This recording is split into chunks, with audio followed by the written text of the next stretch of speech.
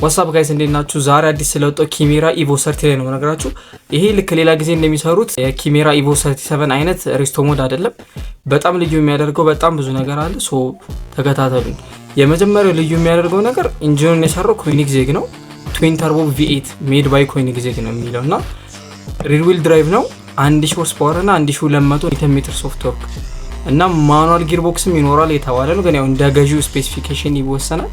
እኔ በሆነ ያው ታውቃላችሁ ማኑዋሉ ማደርገው እና ክብደቱ ራሱ 1130 ኪሎ ግራም 1130 ኪሎ ግራም ላይ 1000 ሆርስ ፓወር አስቡት። ሊያውም ቱ ዘ ሪር ዊልስ ብቻ ማለት ነው።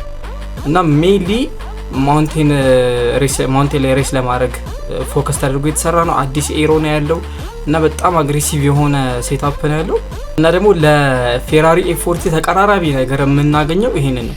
ልክ እዚህ ጋር እንደምታዩት ከጎኑ ፊኖች አሉት እና ደግሞ እንደ ቦክስ ዊንግ አለው። ሶ አከን ሴዳት አዲሱ ፌራሪ F40 ነው ማለት እንችላለን። በጣም ገራሚ መኪና ነው። እስካሁን 20 ብቻ ነው አሉ የተባለው ሊጨምርም ይችላል፣ ግን በጣም ሱፐር ሊሚትድ ናቸው። እንደዚህ አይነት ቪዲዮ እንሰራላችሁ የምትፈልጉ ከሆነ የምትፈልጓቸው መኪኖች ኮሜንት ላይ አስቀምጡ። ሼር ላይክ ማድረግ እንዳረሱ። ይመቻችሁ።